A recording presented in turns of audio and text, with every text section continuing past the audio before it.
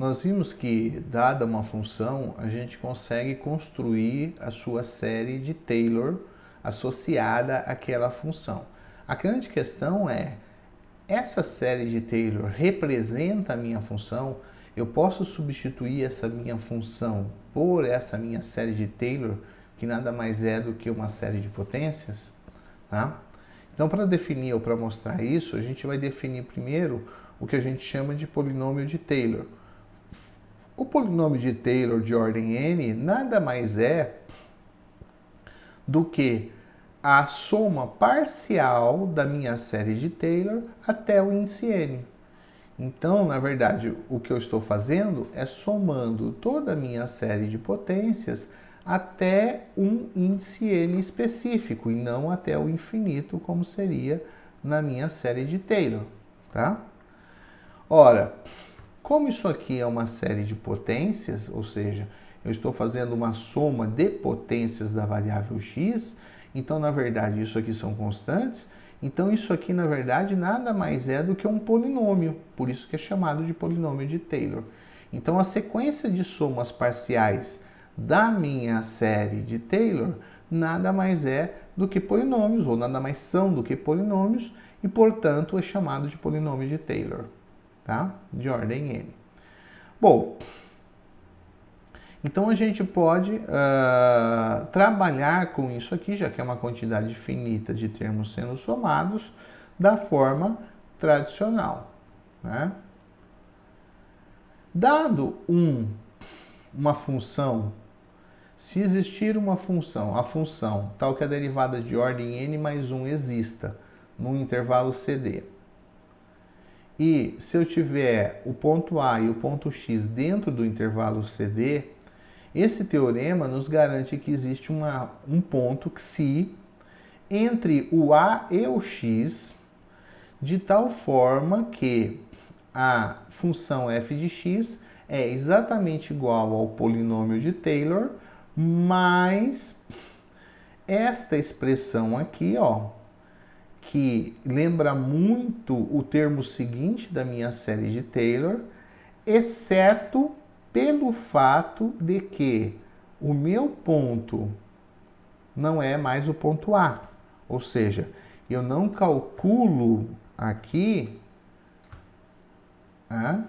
a minha derivada no ponto A, mas num ponto xi que eu não conheço qual é. Então, esse teorema, ele garante esta igualdade para um certo xi que existe. Esta expressão aqui, ó, ela é conhecida como resto de ordem n da minha série de Taylor. Então, significa que a minha função é igual ao meu polinômio de Taylor, exceto por um resto de ordem n, tá?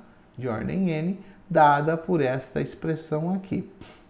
Se a gente mostra que esse resto aqui vai para zero, eu estou mostrando que, na verdade, quando o n vai para o infinito, né? Eu estou mostrando que a minha função é igual à minha série de Taylor, porque isso aqui é a minha sequência de somas parciais. Quando o n vai para infinito, vai para a minha série de Taylor correspondente. Então, o que eu preciso mostrar é que a função r de n ela vai para zero. Tá? Uma outra utilidade para isso é que ela permite estimar o erro que eu cometo quando eu troco a minha função pelo seu polinômio de Taylor de ordem n. Tá? Por isso que isso aqui, essa expressão como um todo, ela é conhecida como fórmula de Taylor com resto. Fórmula de Taylor com resto. A demonstração desse teorema não é difícil, tá? Basta usar um teorema que garante aí a existência da derivada de ordem 1, tá? Da ordem seguinte, né? No ponto zero. Isso vocês podem ver lá no livro de demonstração, tá? Se tiverem aí interesse em ver como a gente chega nessa expressão. mas é fundamental que a derivada exista no intervalo, os dois pontos estejam dentro do intervalo também. Agora, uma consequência, e esse teorema já não é tão mais simples, né?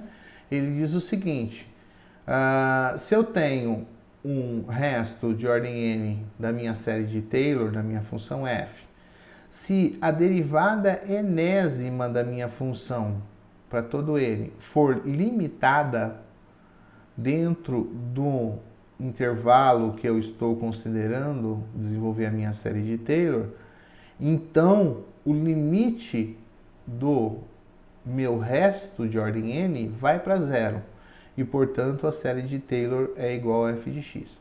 Ou seja, eu preciso analisar se as derivadas arbitrariamente grandes da minha função elas são limitadas. Se elas forem limitadas, então a minha série de Taylor é igual à função dentro do meu raio de convergência. Tá? Vamos ver um exemplo aqui desse teorema. Considere aqui a nossa série que a gente desenvolveu lá, a série de Maclaurin para exponencial de x, com a igual a zero. Então, quando você considera a igual a zero, a gente viu que as derivadas de ordem n da minha função é a própria exponencial. Como o x está limitado aqui no intervalo de menos d a d, isso significa que ela é menor ou igual em módulo a exponencial de d. Tá? Portanto, ela é limitada por uma derivada arbitrária. Como ela é limitada, ela satisfaz as condições do teorema e aí eu posso concluir então que a função é igual àquela série de Maclaurin, que nada mais é que a série de Taylor no ponto A igual a zero, tá? Para essa função arbitrariamente grande, para qualquer intervalo que eu considerar d e d. Ora, como esse intervalo aqui é arbitrário, então isso aqui vale para todo x pertencente aos reais. Para todo x pertencente aos reais. Olha só que interessante. Então, que significa que toda vez que eu encontrar ou tiver a função exponencial, eu posso usar esta função, tá?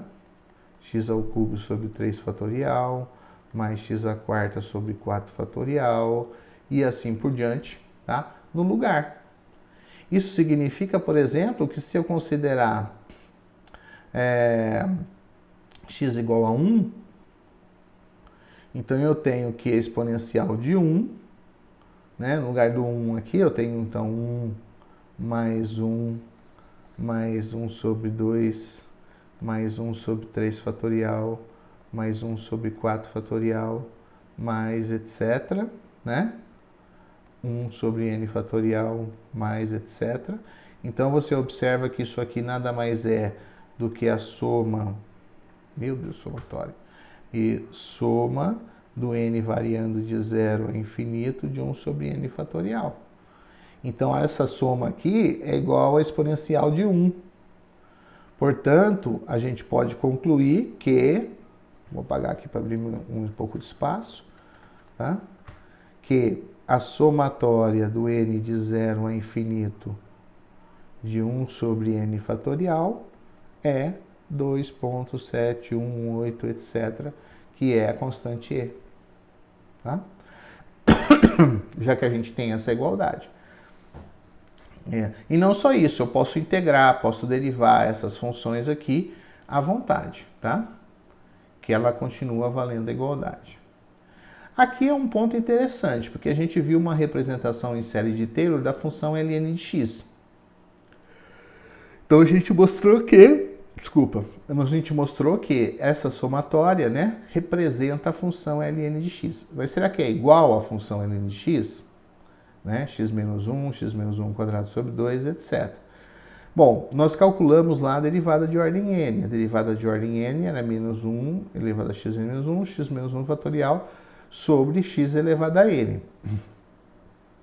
Quando eu faço o n tender a infinito, né, x aqui é fixo, então esse cara cresce muito mais rapidamente do que este. E como consequência, isso aqui vai para mais infinito. Ou seja, essas funções aqui são arbitrariamente grandes as derivadas. Então elas não são limitadas. Se elas não são limitadas, eu não posso usar esse teorema. Mas, novamente, esse teorema é do tipo C, então. O fato dela não satisfazer as condições não significa que a série de Taylor não corresponde à função, não é igual à função. Tá? E como eu vou verificar se ela é igual à função? Eu vou fazer isso usando a nossa conhecida série geométrica, que a gente já provou que há igualdade entre essas duas, para x módulo de x menor que 1. Então eu vou fazer uma substituição aqui, já que há uma igualdade, eu posso substituir x por 1 menos e. Portanto, eu vou ficar com somatório de 1 menos e elevado a n, 1 menos 1 menos e. Então, fazendo essa conta, sobra 1 sobre z, desde que 1 menos e em módulo seja menor do que 1. Ou seja, aqui eu posso substituir 1 menos e por z menos 1, tiro menos 1, então fica aqui 1 sobre z igual ao somatório de menos 1 elevado a n, que multiplica z menos 1 elevado a n, para módulo de z menor que menos 1, ou z entre 0 e 2. Ora, já que eu tenho essa função é exatamente essa, só fiz uma mudança de variável.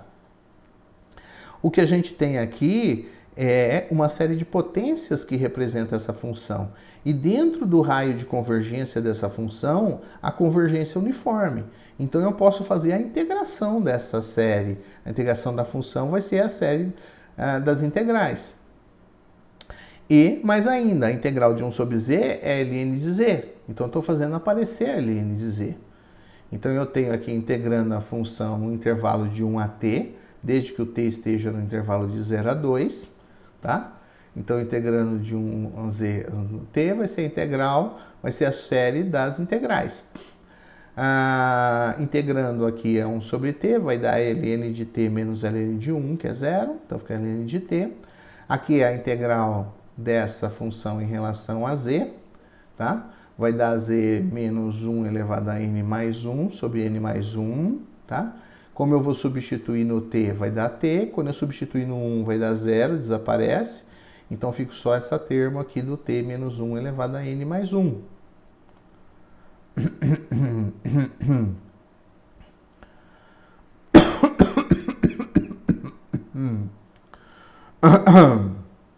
Bom, acertando o índice aqui, o índice começa de 0, eu vou começar de 1.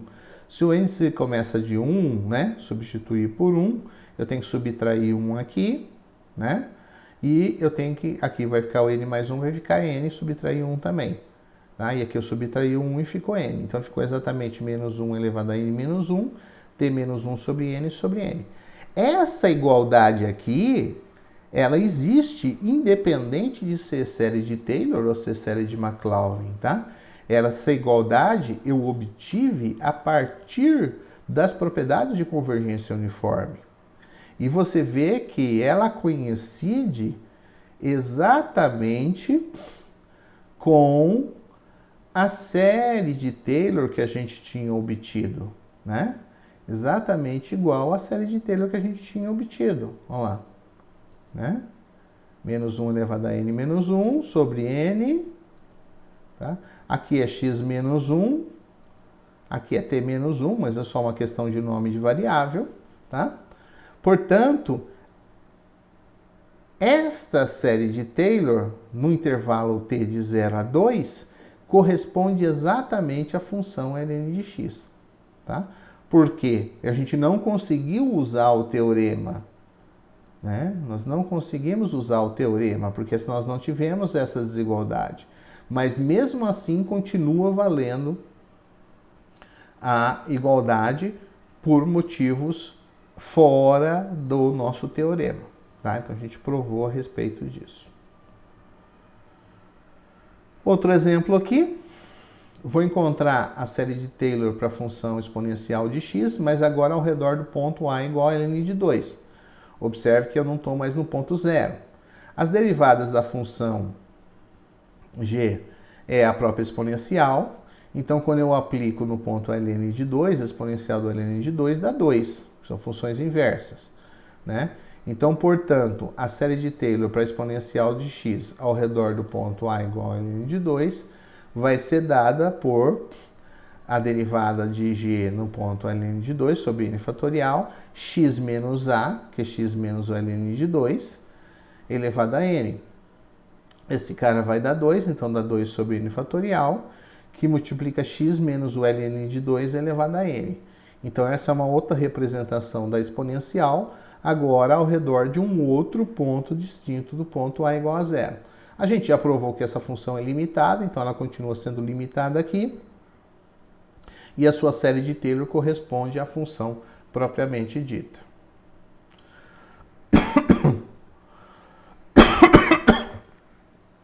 Bom, um outro exemplo aqui é interessante é que eu quero calcular uma aproximação de um certo valor usando o polinômio de Taylor de ordem 4 para minha exponencial. Tá?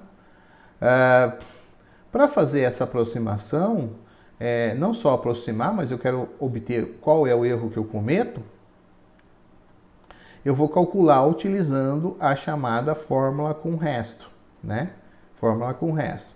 Então, o resto da minha aproximação vai ser a diferença dessas duas, então vai ser exatamente esse cara aqui em módulo, tá? Observe que a aproximação da igualdade, a fórmula de Taylor com resto, eu não tenho módulo. Mas, na hora que eu vou calcular o erro, eu vou fazer em módulo, porque eu vou limitar o erro é positivo, né? O erro é sempre positivo. Então, eu vou fazer essa limitação. Bom, substituindo aqui, então, A igual a 0, N igual a 4 e X igual a meio. Ora, a derivada enésima da minha função exponencial é a própria exponencial. Então, isso vai dar exponencial do xi. O meu n aqui é 4, então sobre 5 fatorial. X menos 0 elevado a 5. Estou usando aqui, x menos 0 elevado a 5. O x é meio, então dá meio menos meio elevado a 5.